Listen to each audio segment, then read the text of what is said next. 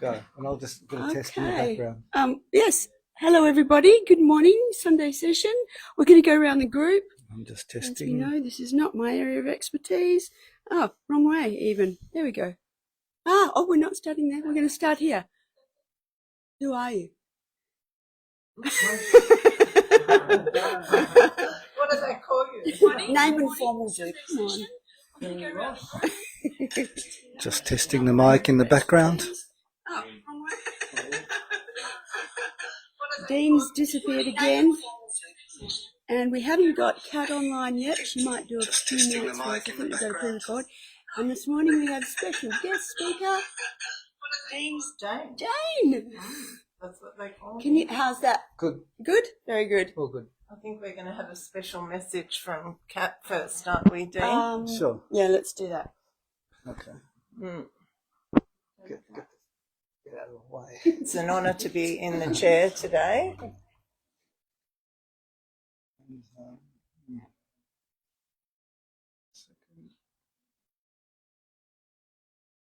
Hard to use this.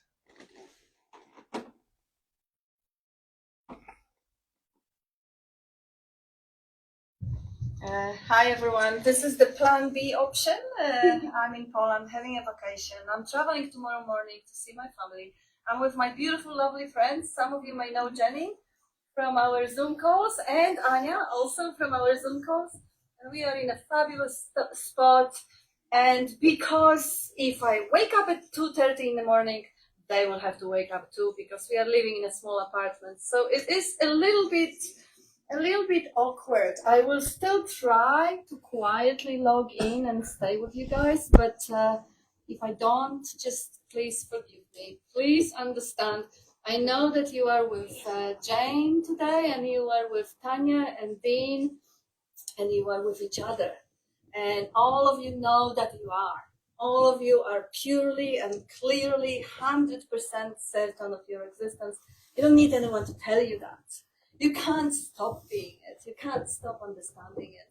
So there really is, as much as I will be with you in my heart, if I don't manage to log in, I'll be in another dream. And it might be a dream in which my eyes are closed and my body is not moving. And the dream content will be different. It might not be the room in which you are all sitting. Nonetheless, you know the truth. You share it. You keep the light on. And yes, I love you all. And you have Bob's presence there, which is space-like. We are all that space, having millions of the masks and costumes and faces. And it's the life itself looking through every pair of eyes. And in that, there is no separation. It is just that one life. Let it see. Let it be. Enjoy the moment, because it will never be the same again. And I'll still try, but forgive me if I will just have a mercy on those two gorgeous beings behind me who also have vacation.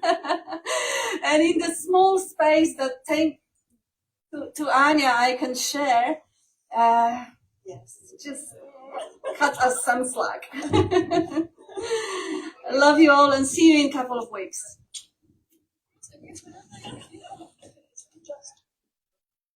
Oh, thank you, Kat. That was lovely. I had dinner with Cole the other night, and he said, "Oh, have you thought about what you're going to say?" And I said, "No, I prefer to just see what comes up." So what's coming up is I can't tell you anything. I can't teach you anything. All I can do is see what comes up in language, in the word, which of course we know is only a label. And in 1988, Bob gave me a copy of I Am That. I'd met Bob through a 12-step program, and I was totally in the self-center or the image I had about myself. And I was often in conflict, not only with myself, but with others. But I was trying to live a better life, if you like, not really realizing I was life itself at that time. And when he gave me that copy of I Am That, he said, perhaps read it, and then read it again, and then read it again. Because there's a lot of Indian terminology in there. It'll probably do your head in when you first read it. But it was interesting. I just felt that when I read it, it was the truth. He'd said to me that he'd gone to India and sat with Nisargadatta, and he was taken beyond the need for further help.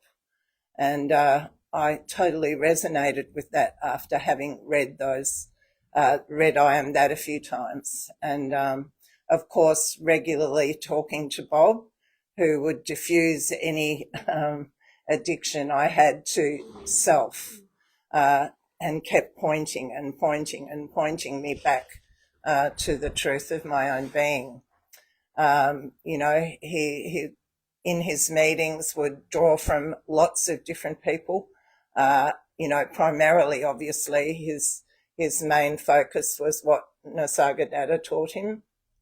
But what I loved the most about Bob was he drew from a lot of other teachers as well. And he also helped a lot of us who were coming in those early days who were, often many of us recovering from addiction issues, totally in the head. He really helped us, kept pointing us back to the heart, and kept saying in all the meetings that we are life itself, or if you like, his favourite term, pure intelligence energy. I love that particular term because that particular term, energy or light, that sort of lends me to think of enlightenment. We are light itself, or life itself, or love itself, or truth. And these are all labels because from very young, when we were little kids, we got taught stories. We got taught many stories. The biggest story that we were taught was the story of our own label, our own reference point. That reference point caused a lot of trouble here over the years. And but it was so wonderful after having done lots of meditation through another teacher and always having a God consciousness, if you like, ever since I was very young. Always had an awareness, if you like, of God. Brought up in a Catholic church school. A father who was a recovered alcoholic who spoke of a power greater than himself a lot. A mother who was a poet who loved Shakespeare, who, really understood truth at a deep level, but had her own issues with surface stuff like I did as well. I always had a consciousness, if you like, that was, if you like, God conscious. So having recovered from substance abuse, I was looking for a way, if you like. I was looking for a concept of God that worked for me. And then I came to Bob's meetings and Bob said, well, God is only a word. It's a label. It's a way of communicating with each other about a particular path you're on. A lot of the people I was speaking to, they were seeking enlightenment. And I guess I was a seeker too, until I came to the understanding that the only thing I know for sure is that I am. Everything else is the once upon a time. There was a Jane. She was this, she was that. Other people also had labels that we need in communicating in the world. But deep down, there was that great reality, that knowingness, the pre-sense before all the words, all the labels. That was what I wanted to spend more time focusing on. And of course, Bob told me time is also a concept. But I wanted to spend more time there rather than in the story. And I started to look at how the mind worked. I could see after Bob suggesting that, just have a look how it works. It can only work in the pairs of opposites: pleasure, pain, happy, sad, you, me, yesterday, tomorrow. And that's fine. That's just the nature of the mind. But when there is a fixed idea about any person, place or thing, you're in the image, or you're in the persona, or you're in the past, because those images can only live in the memory or be projected into the alleged future, but everything's happening right now. And so I started to really watch how the mind worked. I started to really see that when I really looked closely, that I was not the image I had about myself, that I wasn't a label, that I wasn't, a story. And, that all the conflict I had was when I was fixating, when I was having a preference to a person, place or thing. And that's when the conflict arose. And so that wasn't easy because all my life, or during this journey, if you like, because I know now that I'm life itself, I'd always fixated on, firstly, this alleged me, and then everybody else that came into my periphery. And that was okay as long as I didn't have a fixed idea about them. And so a lot of my time, or alleged time, was spent diffusing conflicts, and it was exhausting, conflicts not only with others but within myself. But knowing, having had this pointed out to me, that eventually that truth would eat away the lie being the story. So image, the word persona, of course, is image. And I'm not an image, just like I'm not that image in that mirror. I'm so much more than that. I'm life itself. I'm before the senses. I'm what breathes me at night. Yes, and I was referring earlier to, with Anthony here, who was talking about Krishnamurti, how we all have pointers that resonate. Well, Bob's favourite pointer, or my favourite pointer of Bob's, is what's wrong with right now if you don't think about it. And that's so powerful. That is so powerful. It's just an amazing way of diffusing anything that's going on, and just bringing you back to right here, right now, where your hands are. That's a brilliant pointer of Bob's. The other one for me from Krishnamurti is, all conflict arises between me and the other. We'll have a look at where is that me. Really have a look. See if you can find it.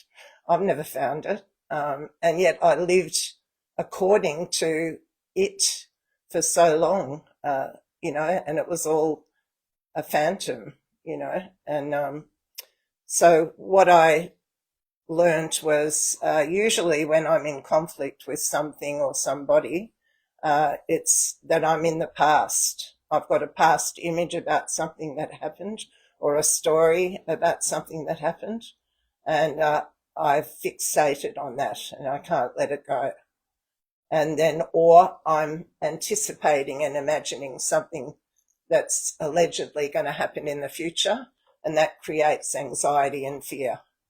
And so one day I was talking to Bob about this, and he just said, well, if you're in the past, you're wrong. If you're in the future, you're wrong. You just got to be with what is, not with what as if world. You've got to be with the as is world. And so, and I've seen a lot of teachers over the years, and I've heard a lot of people speak along non-dual lines. Non-duality, of course, is not two, one without a second. I've heard many teachers, and but I always come back to Bob and Krishnamurti. For some reason, that they're who resonate mostly with me. And, you know, I've been taken beyond the need for further help. And I really needed a lot of help, I can assure you. And I was just very lucky to have Bob in my life for 40 years because I was a hard nut to crack.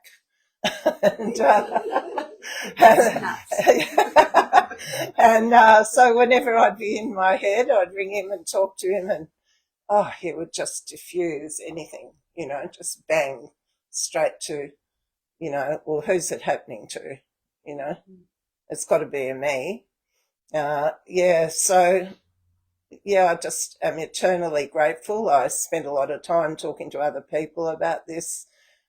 When questions arise, it's amazing what comes out, you know, and so I'm hoping, because I don't seem to be able to talk for half an hour, that some of you will engage and ask questions and sort of spur me on by speaking up as well about your experience with non-dual teachings or your path or whatever, so that we can have a you know, lovely discussion about who we're not, because all you can really learn is who you're not,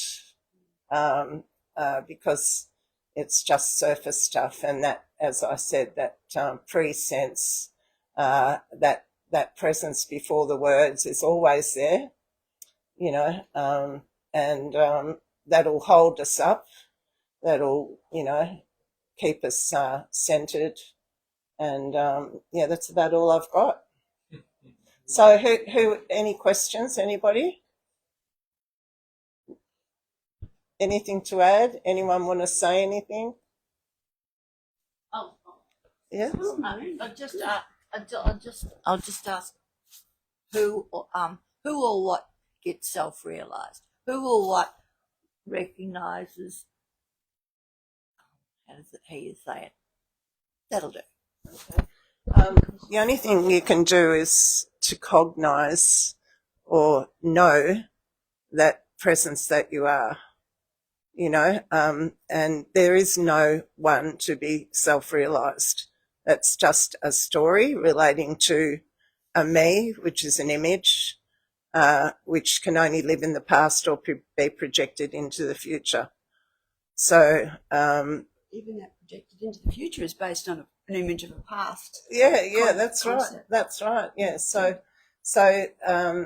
you already are light, your energy, your pure light itself. So there's no one to get anything. As I said, I can't teach you anything. I can't tell you anything. All I can do is remind you who you are, which is you exist, your life itself, really. Or I can remind you who you're not by helping you see that there's no one to be enlightened.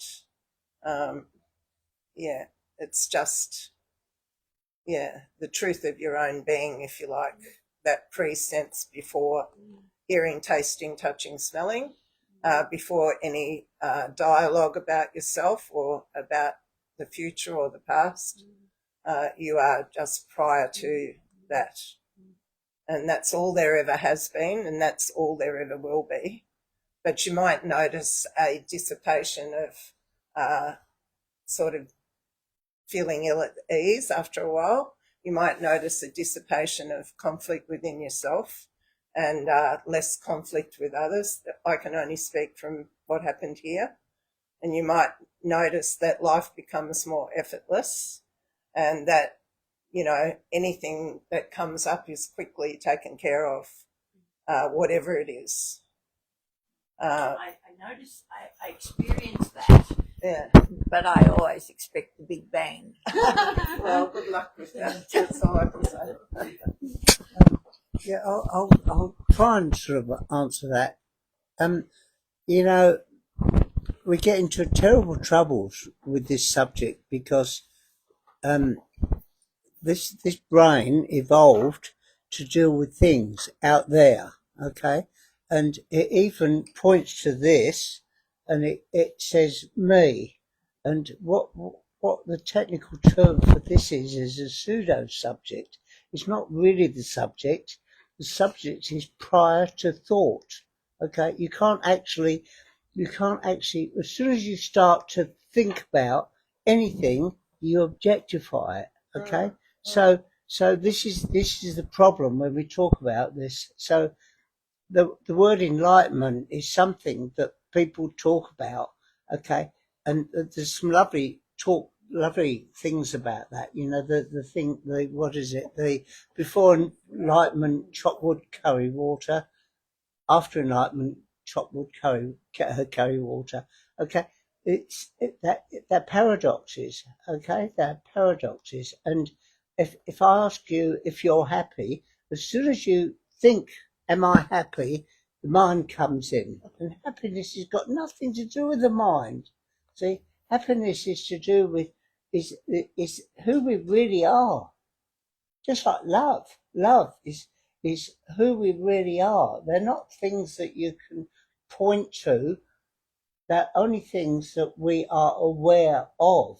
And so when we're talking about this, it's really important to remember this problem about subject and object.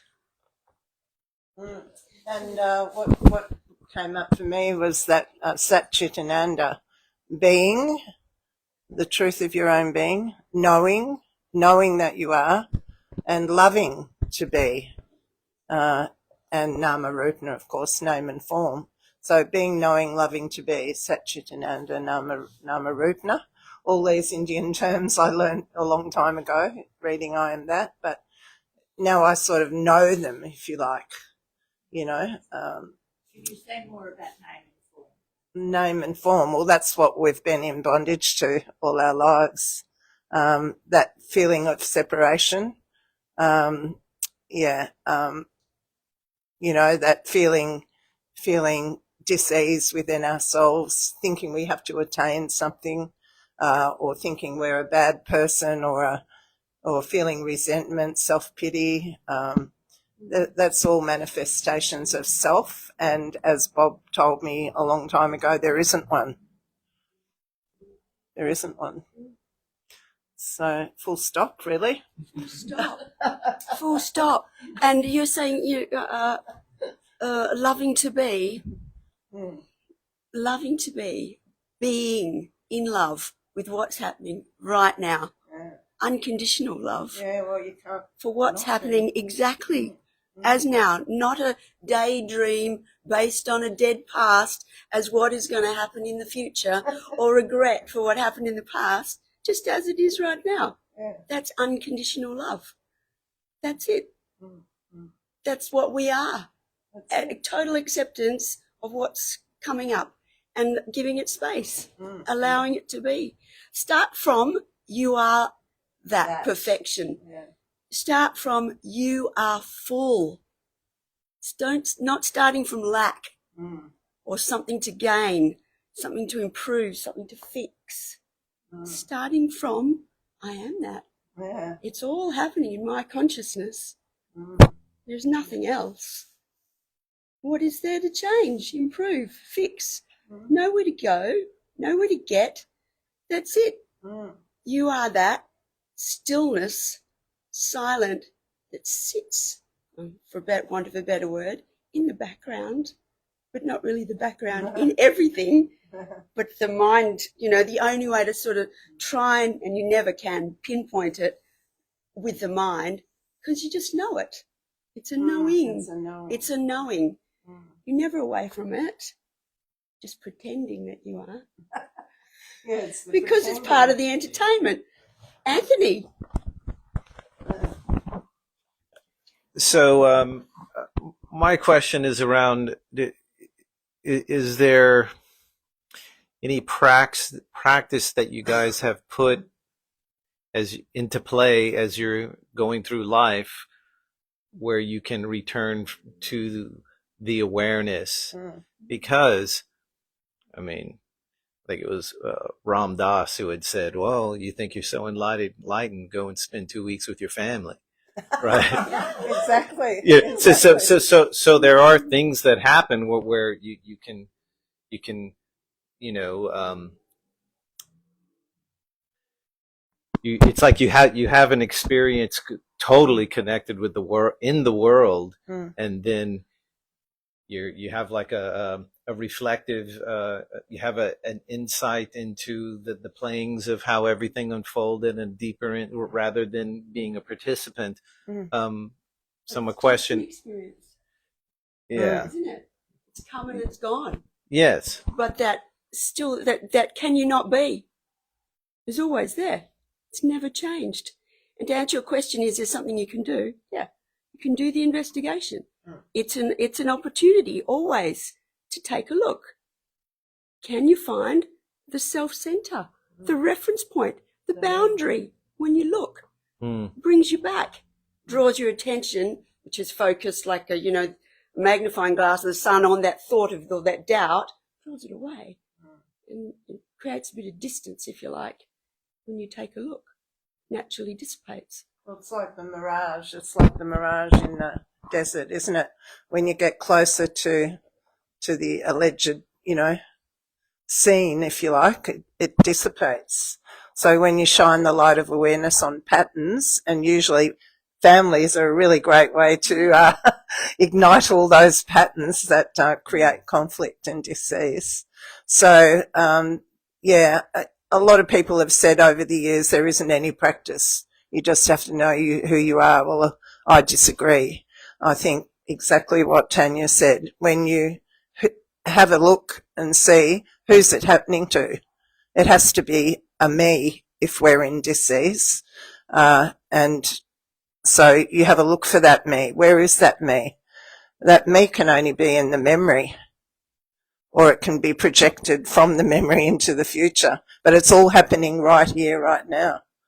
So just seeing that pattern is how it dissipates. It's not really you doing anything. It's just shining the light of that awareness that you are, that pre-sense that you are, onto that pattern and go, oh, there it is. And I used to say, but what can I do? What can I do? Who'd want to do anything, Bob would say, but I did hear a really good teacher, Gangaji, one time, and I listened to a lot of words that were being said that day. And she said the truth will eat away the lie. And the lie is the reference point, the me, or the story of us, me and the other, or your family, or whatever's happening.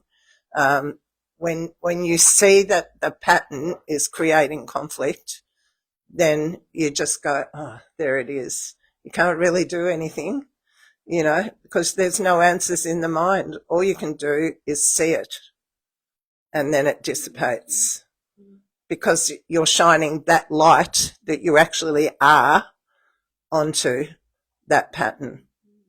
It doesn't imply necessarily that the physical circumstances will change immediately, but the words we use, like worry, anxiety, fear, psychological suffering, because will dissipate, because you've seen through it.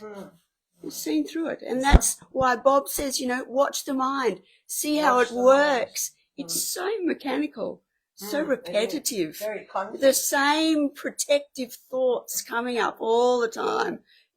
Just it's a loving to be. It's part of the mechanism of the vehicle to do that. There's nothing wrong with it, but you see through it. It loses its potency. Yeah, and that me, it desires harmony.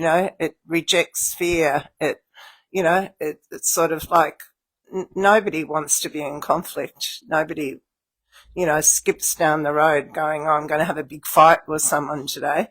But,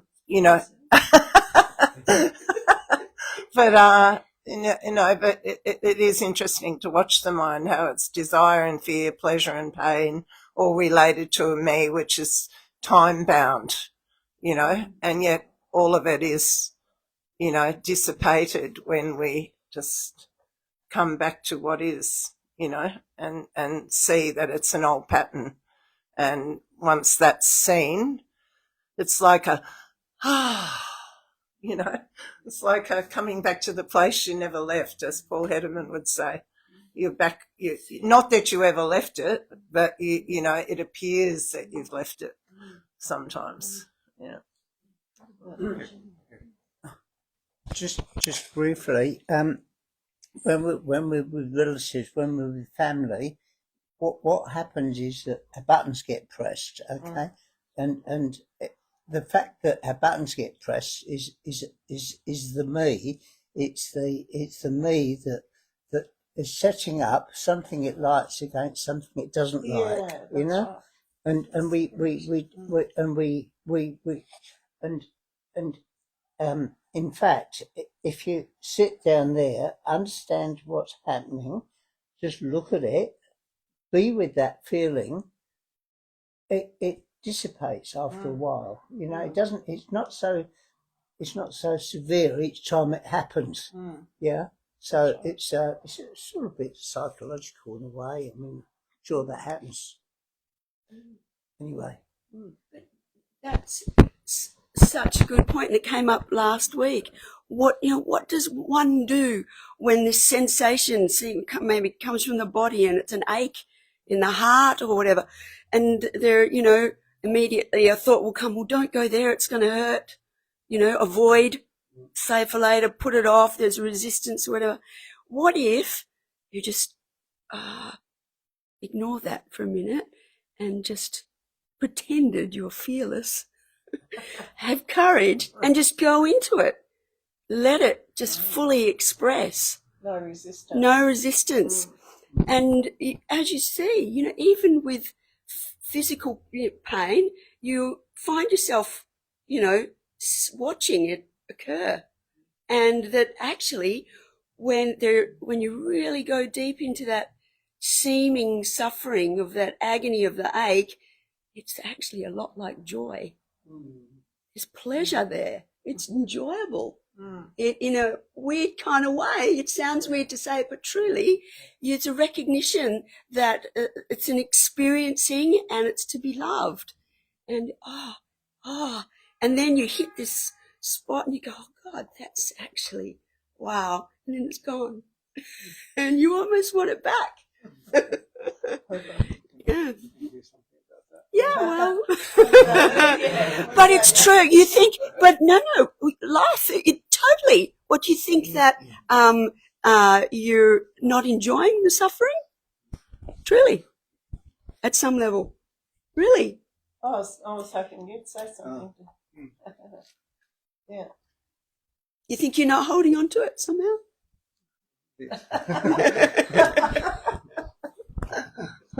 Either in resisting or pulling in. It's all, yeah. I guess the biggest thing is the very start, like the assumption that there's a me, and in the world, and like I am the body, or yeah, I am the body. The I am the body illusion is total fiction. So if we come into this room and sit into a non-duality meeting and I am this body, I'm a dean, I'm going to sit here and I'm going to get something, like, you're finished. Like, it's you've just reinforced the same thing that we're looking at. And it's actually even deeper than that. It's because there's actually nothing going on at all. Like, there's really nothing. There's a show of energy appearing as this one looking, this one seeking, this one who's contracted and who's going to now liberate himself or herself from this contraction by learning, by getting a glimpse or hearing a pointer, and the pointer lands, and then all of a sudden, yes, now everything is like a practice in a way. So but there's no one doing it. So so if practice seems to happen, practice will happen. Like, I suggest everyone get on the yoga swing and spend 5 minutes hanging upside down every day. I mean, I'll leave that one to you.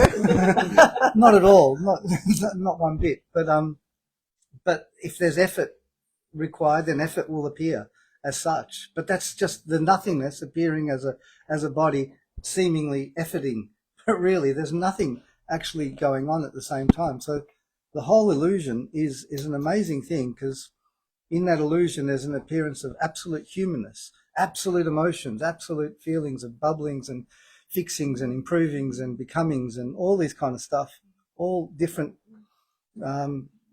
aspects of the same one essence, different facets of energy, bubbling up and appearing in that kind of way.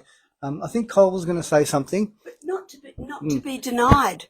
No, Right? how can you? To deny that. A lot of people have this mistaken impression, oh, I'm sitting in the background untouched. So yes, you are fundamentally, but there's this human experiencing, or what's happening is part of the package. You can't get out of the dream. No. That's why I love it as it's appearing, all of the humanness.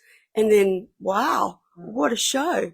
I do think it helps. I do think it helps to have other people who are into a similar understanding, because I just can't imagine what I would have done without Bob if I just read the book and hadn't come to a group and hadn't spoken to him every time I was stuck.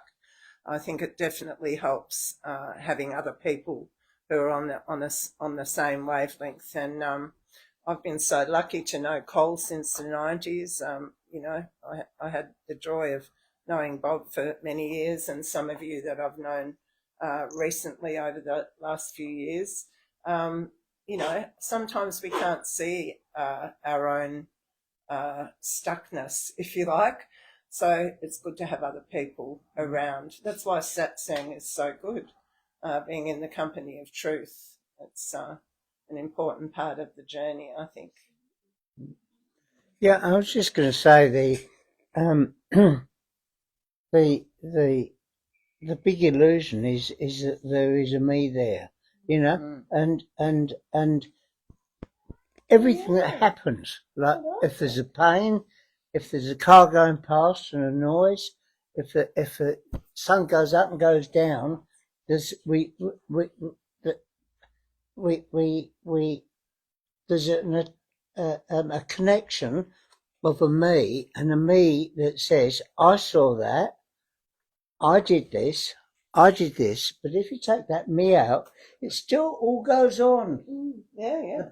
Everything goes on. Yeah. It's just happening as it is, and really there's not much you can say about it. I mean, The play of consciousness. what does it mean? It doesn't mean anything. And that we've been indoctrinated by the process of growing up. We've been indoctrinated with this story, and it puts everything into place. Okay, and everything confirms there's a me. And I did this. I went to university. I did this. I did that. I tripped over, but all of those things happen anyway. And that's the way that that's just another story. That's another story explaining what happens, but it's just a story. Yeah. The truth is nothing to say. Have you got anything on there? There's a few comments. Maybe I might read them. Or do you want to read them? Or? No, you can just say. Okay, I'll just read a couple of the comments at the moment. Thanks, Cole. Thanks, Jane. This is Ken says, thank you, Jane. We who know Bob from many years ago have a simple message from Bob. And that was Ken. And Catherine says, thank you, Jane, so very much for your insights. Much love to all, and Kat in Poland. Kisses, Catherine and James in South Australia. Gilbert says, what is real is immediate. Whatever depends upon time is illusion. Simple. The me of memory is a total fiction. No one can get into trouble or get in the good books. It's all bollocks. Well said, Gilbert. The silence of being is wordless. Just be quiet and know that you are. Yeah. Deborah says hello and all, and thanks, Jane. And Gilbert continues with some more comments. Nothing to do with acceptance or rejection. What is as it is. The me of memory cannot return to awareness. It is total fiction. No practice, no method. Reality does not practice tomorrow before it happens. After all is said and done, tomorrow never happens. And that's it for the comments for the moment. Great. Good comments. What about you, Ross? Got anything to say today? There you go. There is no separate existence. That's a simple statement. There's other simple statements like all is dukkha, anicca, and anatta. Buddhist teaching. Dukkha is unsatisfactoriness. Anicca is impermanence. Nothing lasts. Everything comes to pass. Anatta, there is no self. And all of those concepts, which over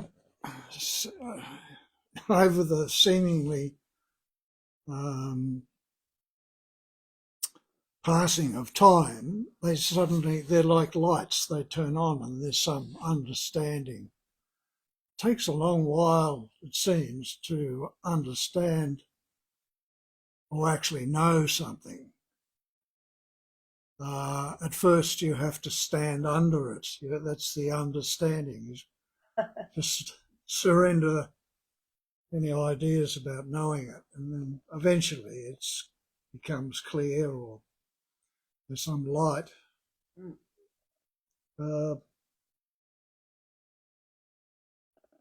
So even though you might hear something like there's no separate existence, but to really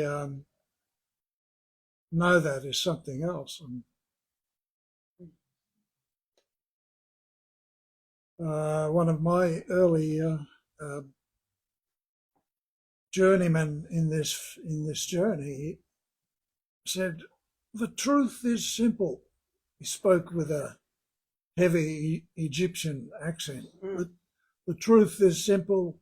Even a baby can understand it. Babies understand it best. Yeah, they understand it best because they haven't been told who they're not. Yeah, You're still that baby. Yeah. But like the recognition is immediate. It's spontaneous at the same time. So like it looks like it's something that's got to be understood or learnt, but it's not. It's absolutely immediate and undeniable too for anyone who's anything. It's just this. It's just this. Very, very simple at the same time.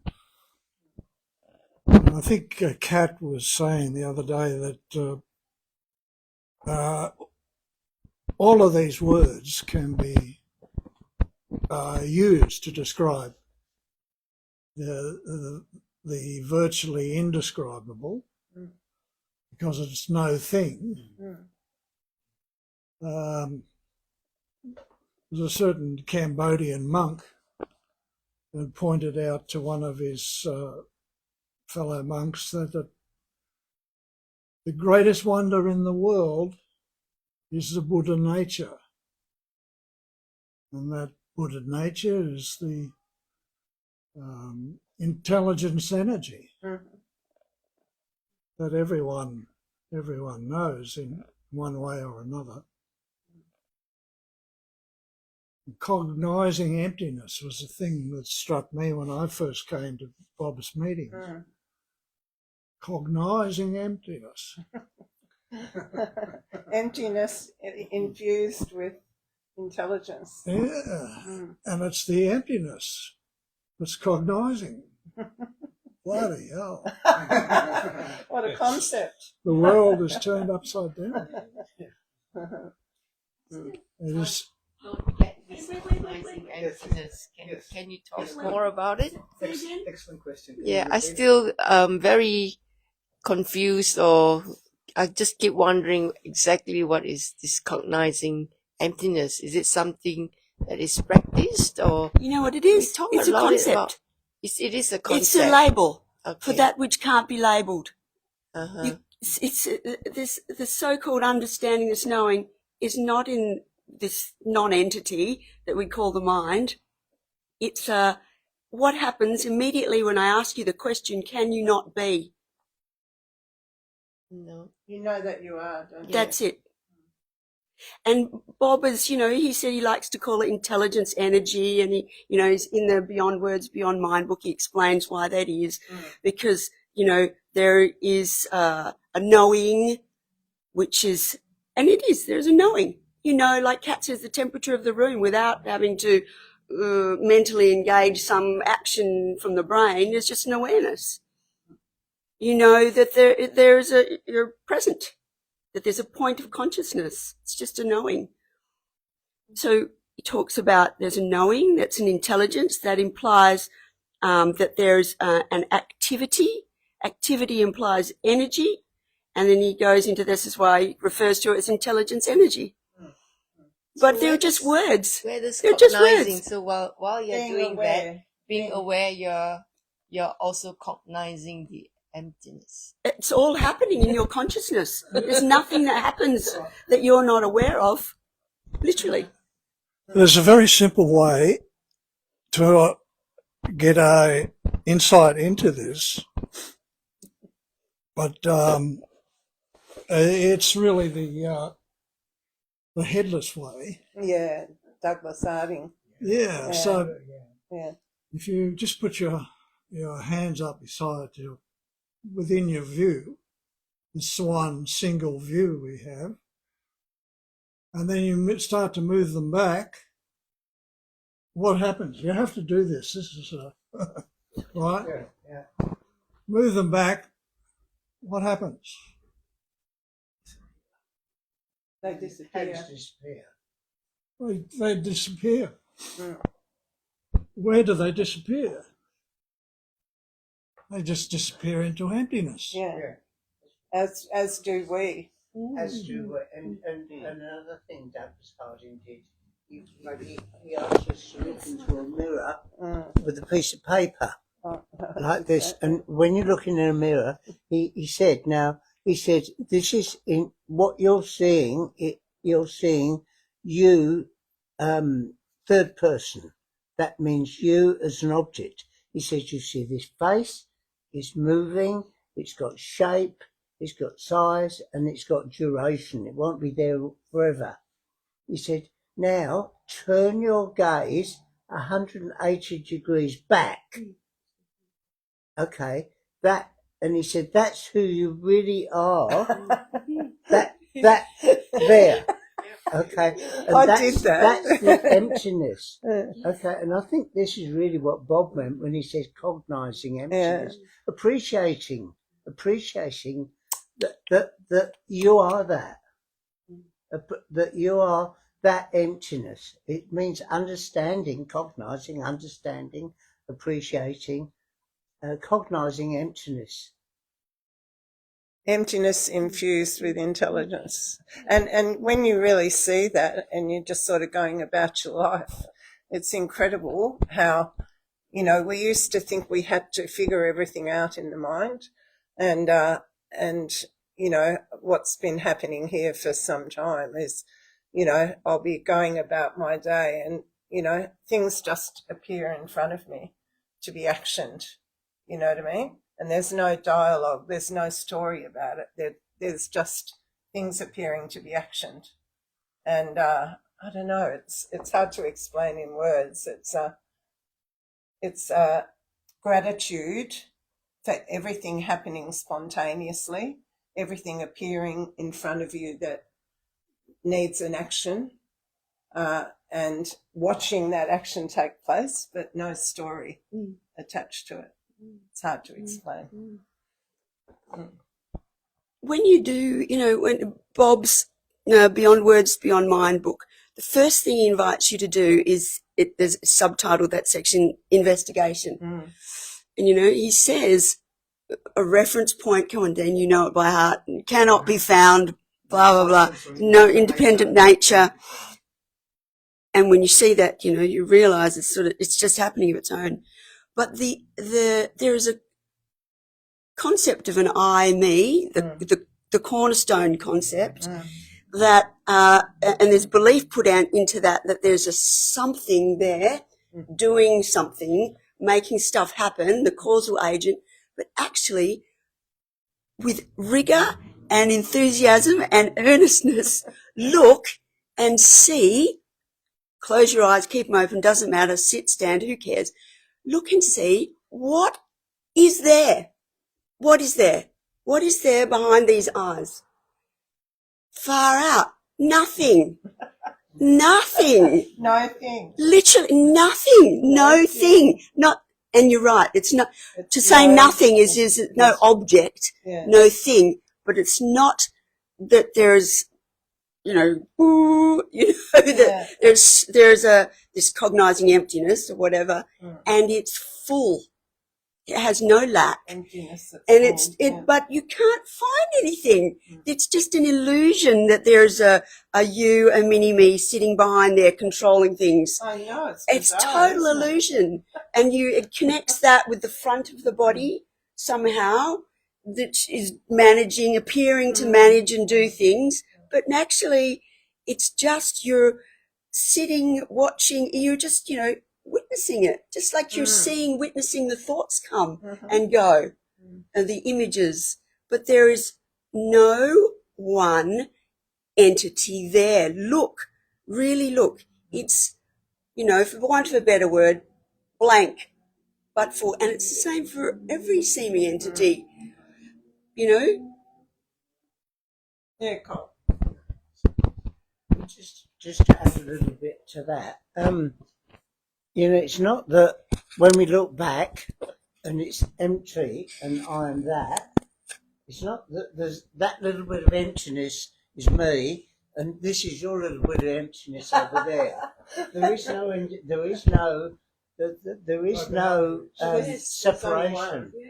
There is just one emptiness, one, and emptiness is also has its opposite, fullness, because everything we say is dualistic. So it's we are, if you like, and it's not that there's we, because there isn't any people or individuals or entities or special bits. It's the fullness, emptiness. It's like a dualistic thing, and that is one. And we cannot possibly understand that, but there is no individuality or any identity. It's just one thing. It's not even a thing. I used to love what Bob used to say too. Omnipotent, omniscient, omnipresent. That's what we are. Yeah, and you can't add anything to that. It's absolute, you know. And I'm not talking about the me there. I'm talking about that fullness or emptiness infused with energy. That is that one, and it's good. It's a good segue to one without a second. Yeah, it's interesting how we get caught up in the whole story of everything. Once upon a time. One essence, patterning, shaping, forming as everything. Yeah. And the everything is the form, you could say, and the form is nothing other than the emptiness. So So any idea, any memory, any belief of this guy, I'm a good guy, I'm a bad, it's not there. It's disappeared. And then if it comes up. Who is it appearing for? It's not appearing for anyone. So you can't even be a story. You can't be the whole human condition of growing up and living and growing old and dying and absolute rubbish. Like life itself. It is. Life. Yes. But that's the appearance of it all. Appearing as all these kind of stories, and yet reality is just this and nothing else. If you like, I can read another. Oh, great. Yeah. comment. How's the time going, just as a matter of interest? Doing well. Yeah, I think Things are we've got a bit rolling more along time. well. Sally says non-conceptual awareness. Thanks. And then Gilbert continues. Hey, Gilbert. As Gilbert Whatever we say about that has to be relative and incomplete. Self-importance is an obstacle to clear and present understanding. Imagining that one can add anything wise to describe reality is foolishness in all its flamboyant egotism. Doubt everything. See for yourself. There is no other way. Yes, perfect, yes. perfect. And funny that Gilbert should say that because he's written a couple of books, Yes. which are excellent, really, really good, and really clear. You know, so one of them maybe 12 chapters or more, so just saying the same thing in different ways, and I really enjoy them. And I'd love to see you again, Gilbert. If you come to a meeting, please. So sitting in the background giving us words of wisdom over Facebook text, it's just good enough, I guess. But yes, and you know, that's it. And that came up here too. This reverence for gurus and words of wisdom and learning, and screw all of that. Trust in that which you know intrinsically. That's why nobody can do any of this for you. It's only just pointers. And all the pointers are pointing back at you, the real you. Trust in that. Trust in that and be open to it. But start from the position that you are already that. You are full. No lack, totally full, perfect, nothing to fix, unaltered, unmodified, uncorrected. That's it. Just what's happening right now is perfectly satisfactory. Nothing else required. But you have to see that. You know, You are seeing it. Yes. You are seeing it. It's an illusion that you're not seeing it. Well, that's a belief energy going into a concept of doubt that comes up and says, well, I'm not quite sure you're that yet because you haven't read that book or you haven't done that or you didn't understand that point. Forget about trying to understand and analyze in the mind. Just soak it up. No answers. Just be present. That's it. You'll never find the answer in the mind. We haven't heard from you yet. Put on the spot. One of the questions, well, first I acknowledge your question because I had the same one. And the other thing was if you could comment about the paradox of practice or non-practice in non-duality, all this work, because it feeds into my laziness not to practice. There's no paradox. Yep. If you recognize there's no doer. Who's doing practice? Who's not doing practice? Take a look. Do the investigation. It's just happening. Yeah, that's what I would say is that's the practice, is do the investigation. Even though it isn't actually you doing it, it's just be aware when there's feelings of being ill at ease with yourself and see that it's a pattern and see the minute you see that, you're again cognizing emptiness. And that it isn't probably, maybe it shouldn't be labelled a practice, but it's, you know, some people come to non-duality, and I think it's even in I Am That Nisargadatta says, you know, some fruit is ripe straight away, and then there's other little versions of fruit like myself that are hard nuts to crack, and had to see the patterns over and over and over and over again before spending most, well, I'd say the majority, in a sort of effortless, spontaneous way of living. It's like, you know, I love the analogy that Paul Hederman uses, walking up the mountain with a backpack full of rocks. And as you're walking up the mountain, you gradually throw some of the rocks out And by the time you sort of get to the top, there's no rocks in there. Or that's a way of describing how my mind was when I first got here, or how the mind was. There's no my mind, because that's naming and claiming. You know, there was a lot of conflict, and there was a lot of dissipation of energy, and there was a lot of, you know, looking for ways out, if you like. And then all of a sudden there wasn't. And I can only speak from here. It was trusting what Bob said, you know, being pointed back in the direction of my own being and shining the light of awareness that I am onto those patterns, which aren't mine, never were mine. So that's how it happened here. Well, that's very helpful. But sometimes, I've got one. That's very helpful, but, you know, it's very frustrating for people who have got less right through, who are very frustrated to have somebody saying, "Oh, there's nothing to do," and like a smarter and laugh. It's smart. It doesn't. It doesn't teach you anything. It just seems smart ass. Yes, I know what you mean. You know what I mean? Yeah. I mean, and if you look at all the teachers have really been through the mill.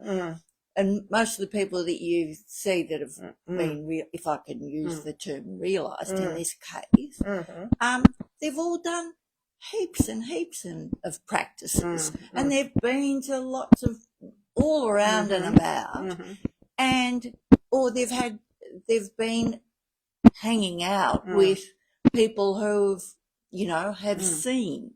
So, what's the point? You know. We need a bit of empathy, us unripe through. And it doesn't, you don't learn anything by going, see, there it is, you know. I agree. You're hearing what I'm saying. Do you understand? I agree. I totally agree. And that's why, just one sec. And that's why for 40 years, I was lucky enough to be able to speak to Bob when I got called, maybe not for 40 years, maybe for 30, because I didn't have any questions after that. The questions stopped arising. I was lucky. And I do agree. That's why I said it's important to be in the company of truth. I can only speak from here. That's what it was from here. So some people are lucky enough to see who they're not immediately and never have another question. I don't know them. I've never met one. But, you know, that's why I love satsang, you know, and that's why I felt very grateful. And yes, it can appear arrogant that people go, oh, you've just got to do this, you've just got to do that, and blah, blah, blah. But the thing I would say is who is it happening to? It has to be a me. Where is the me? Can you find it? The me lives in the memory. It's only an image you have about yourself. It's not who you truly are. And that might sound glib and it might sound, oh, yes, that's all very well for you. But it works. It works. And you have to do it. I think that's what happened here.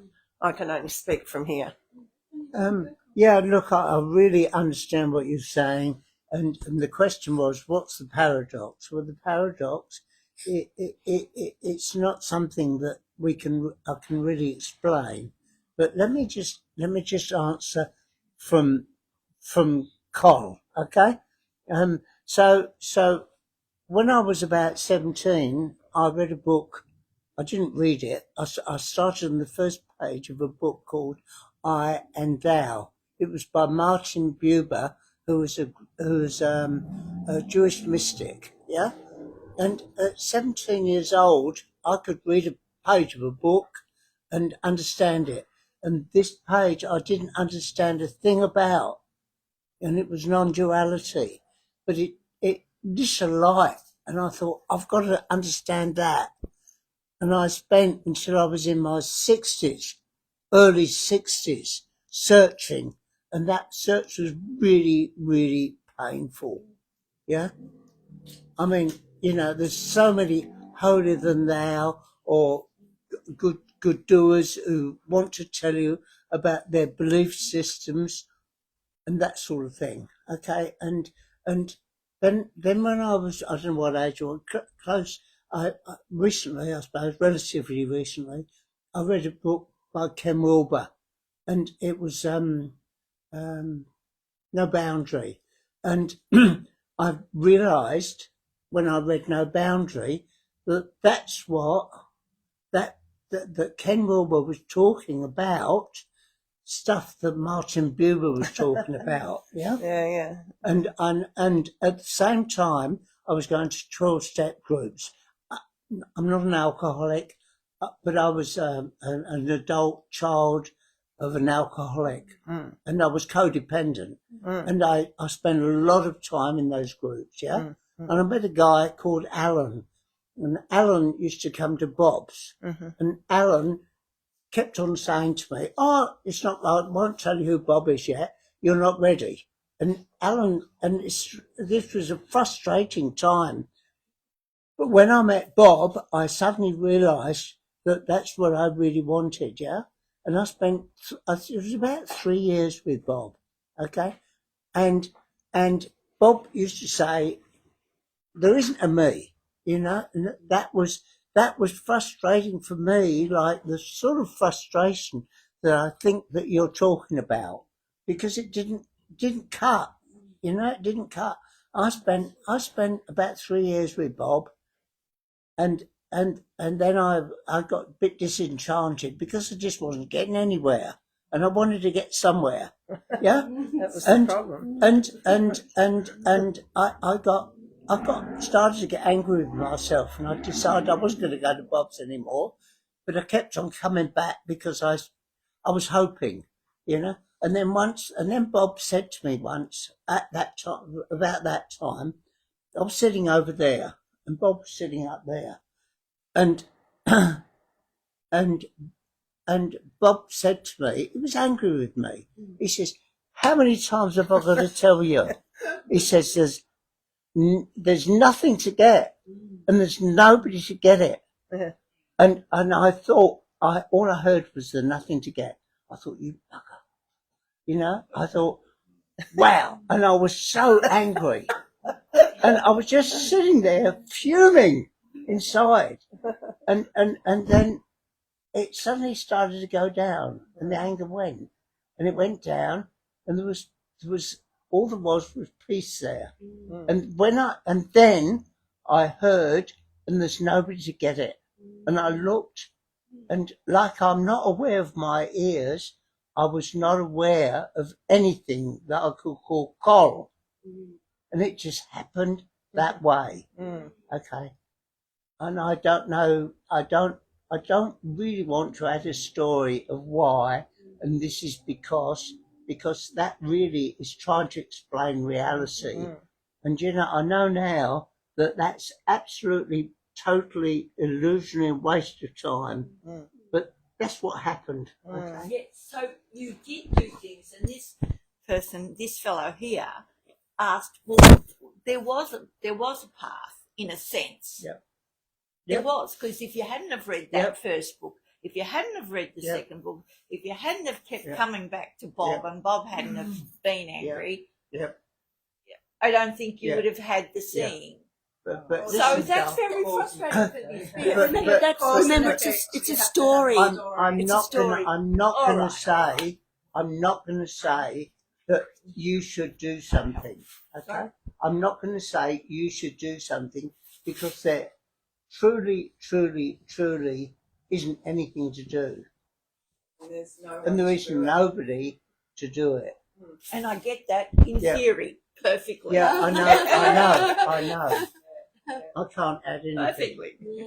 Yeah, and the times when I'd ring Bob and I'd be in some sort of conflict, and he'd say, "How many times have I got to tell you there is no fucking me?" I go, "Oh God, that's right. Oh God." And I'll tell you what else. There's no me there, no me there, no me there, no me there, no me there. No. All of these so-called sages and book writers and that you're angry at right now, there's no one there to be angry at. You know that Buddhist story about I think it is the boats. There's a guy who floats fishing He's on a river. He's fallen asleep in the boat. He's having a lovely dream. He's enjoying it. The sun is shining. And then all of a sudden, bang, some other boat bangs into him. And he's really pissed off and he's rousing. He's getting up. He's about to shout and yell at the guy in the other boat. He realizes the other boat's empty. What happens to all of that pent up, immediately dissipates when you realize there's no one there to be angry at. And if you had a bird's eye view of his boat and the boat, he realized his boat was empty too. And all the boats are empty. And this is just, wonderful how fantastic that you're, having aware of what's going on in this dream, that you're pissed off. Great. Love it. Don't resist it. Anyway. Wow. So, because if there's no one's doing anything, there's no doer as such. So practice or no practice will happen. Like I think there's a story with Bob when someone came to a meeting and anyway, they were told this and they were defiant and they said, well, and then they rang Bob from a telephone box. Oh, I love that. And they said, you tell the story. Well, they said, well, if there's no me, well, I might as well just do nothing then. And Bob said, well, stay in the telephone box. Yeah, see if you can stay See if you can stay in the telephone, how long you can stay in the telephone box. So you'll be moved to do something. Yeah. No matter what. And I used to have a real problem, saying about choice, and Bob would say, there is no choice maker. I'd go, what do you mean? I'm always making choices, And he said, just watch that. See how a group of ideas come up and then a choice is made. But who is actually making the choice? Have a look at that. There is no choice maker. I go, what the hell does that mean? And then I just realised that that's always happened. There's never been a choice maker. But, like I said, a hard nut to crack here. Exactly. So like the choice is going to appear, like in the dream. This is a dream. This is nothing. So it's like a thought will come, I'll go right or go left. Where did that thought appear from? No one created it. It just appeared. And then all of a sudden you might find that the body goes right or it goes left. And then another thought says, I'm going to go left or I'm going to make the decision to, where did that appear from? The same place. And how did the movement that way go? It's the same essence. Running the whole show. Yeah. So, but don't confuse. The thought is not the doer. No. The thought is a commentary on it's a nothing. Yes. It's the thought comes up, but actually, if you're really paying attention, the choice made by an individual entity was already made. It's already happening in this pure field of infinite potential, right? The thought comes up, gives the impression, the illusion that there is a choice to be made for an individual doer. What individual doer? The thought is just yes. Yeah. Just ever so briefly, it's like that things just happen out there, yeah. And one of the things that happen is that we have a story about it. That things happen. One of the things happen is that there is a mind and it thinks, and one of the things that happens when it thinks, just like trees grow, is that it claims authorship for all happening. Naming and claiming. Okay. And that's what gives the illusion of me, and it's really, really strong. Okay. And when you see these sorts of things, then you can just see these sorts of things. Yeah. That's right. Watch the mind. Yeah. See how Watch it it. works. Watch Watch it it. No, that doesn't mean analyze it Yeah. and trying to, understand it with all the information of all the books you've read, Yeah. but just watch it. Yeah. Watch it. And just in the watching, that's enough. It's just letting it be, watching it, see how it works, and stop there. Stop there. That's it. Nothing to be done. No one to do it. Yeah. Oh, you were going to read some. That just reminded me of what Bob calls natural mind. Yeah. When the narrative mind stops, I think he says that you're face to face with natural mind, and that's the answer to the question: what's wrong with right now if you don't think about it? Everything's perfectly resolved in the unborn Buddha mind. That's that true nature that you are. The natural functioning. The natural functioning without the unnecessary but enjoyable potentially overlay of the vibration that occurs, which we call mind. When you look, there is no mind. It's just as just as much an illusion as the ego and the mini-me and the central controller. It's just something you can't even put your finger on the thoughts even, can you? They have no internal validity, veracity of their own. It's just like, gone. It's like, it is in essence an illusion. Real in essence, but an illusion in appearance. But it has no power to do anything.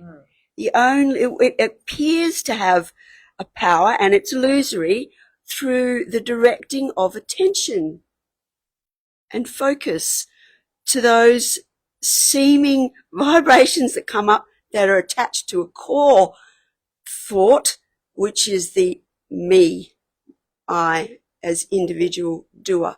And that's why the investigation is, I'm not going to call it a practice, something worth doing fundamentally again and again and again and again. Take a look. Can you find the doer, the reference point, the boundary? Earnestly take a look. It brings you right back. Yep. Jimmy. I would say to practice. There's nowhere to go, nothing to get. But until you realize that, you're going to practice and practice and practice until it's recognized, and you can just drop the practice. Yeah. But even while you're practicing, there's actually nothing that you can get. Because you can't get what you already are. Yeah. You're already It's just that. a play. Yeah. It's a play. And there's some other things online, is there, Ben? Yeah, I've got maybe Ross. Oh, right. I said, I said to the guitarist at Kavisha's partner on stage, you make a guitar sound like two guitars. And he said, well, that's the practice. You practice and practice and practice, and you learn technique. And the technique gets better and better, and then the natural expression comes through. Exactly. And you forget about the technique. Yeah, exactly. Perfectly said.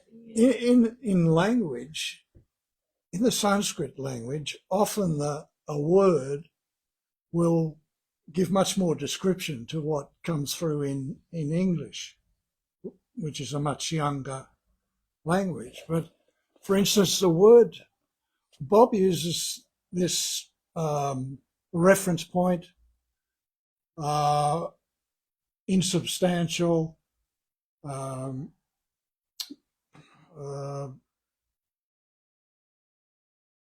without, what does he say in that opening? With any substance or independent nature. Without any independent nature. Or substance. So and then he uses ego as well, drops that in as well in this category.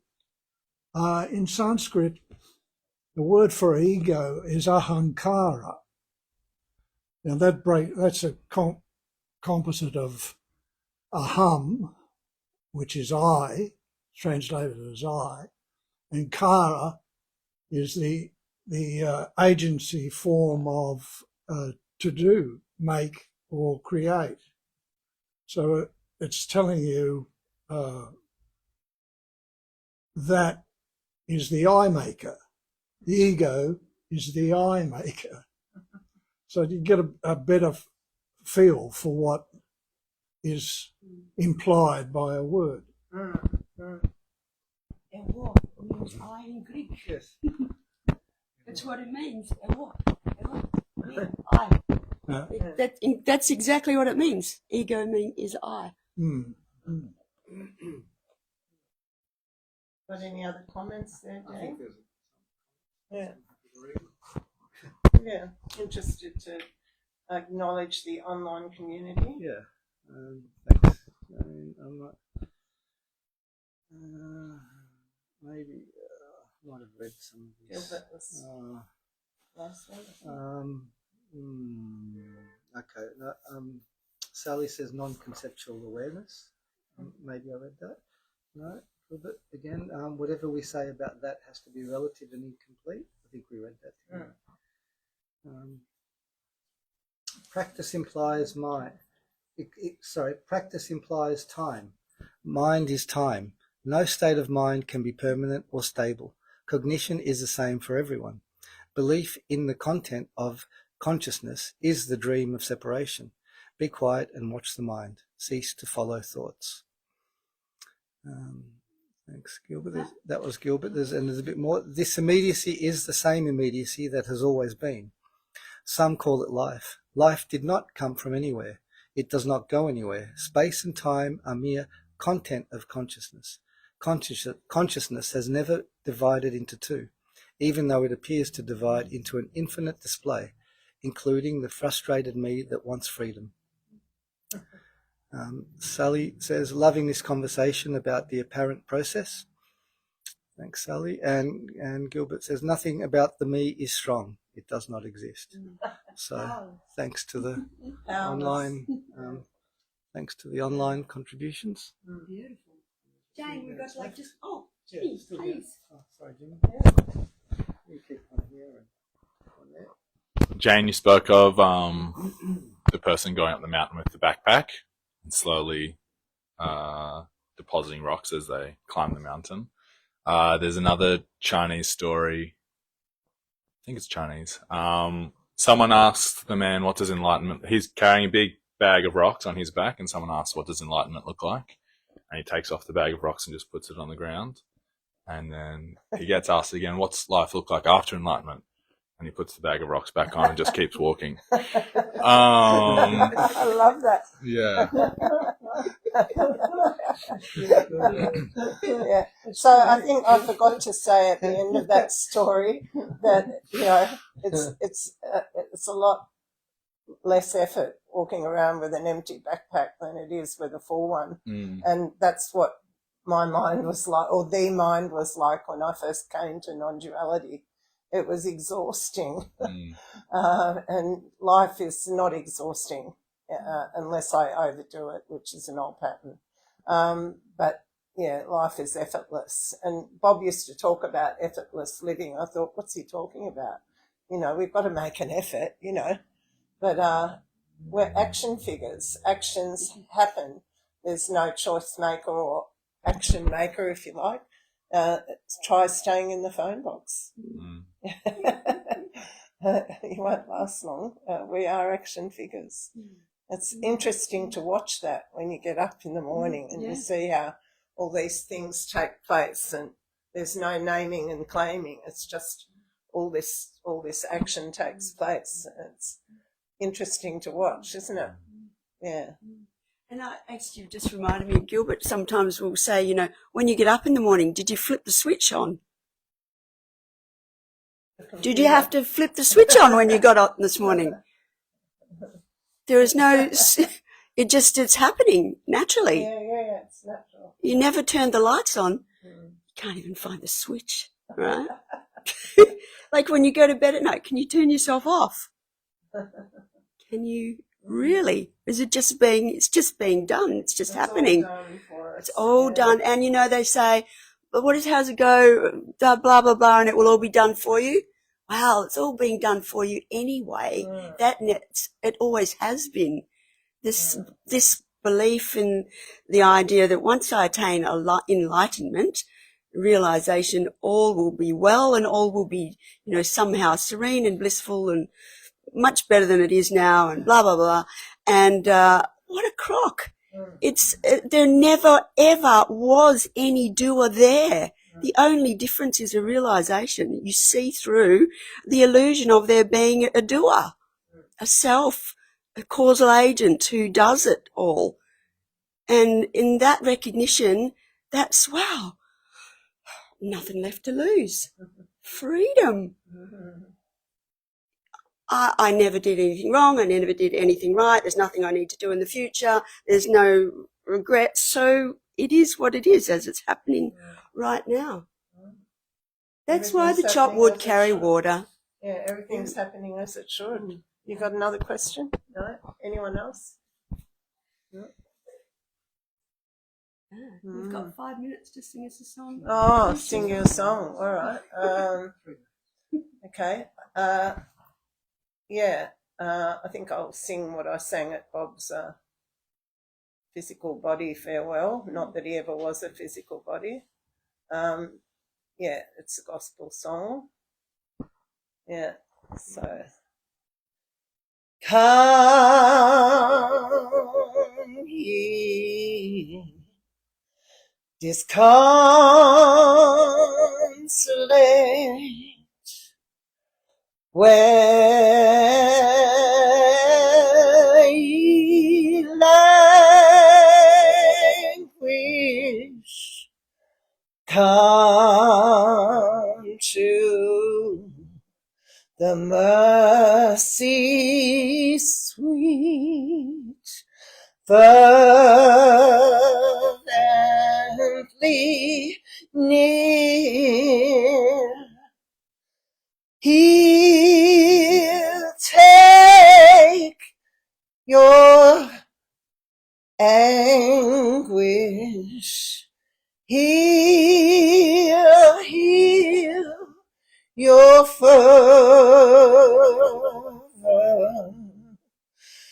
God has no sorrow that heaven cannot cure. Joy of the desolate, light of the straying, hope of the penitent, fervently clear.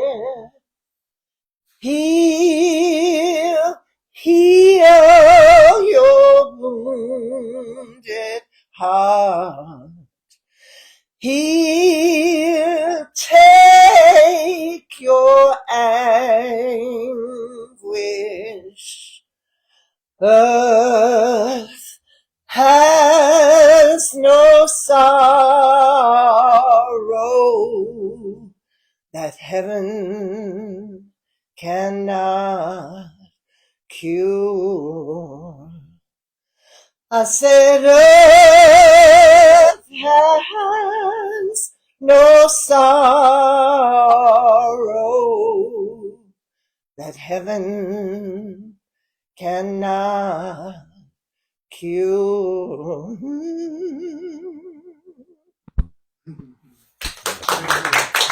Yeah, and that heaven is deep down within. May you find it now.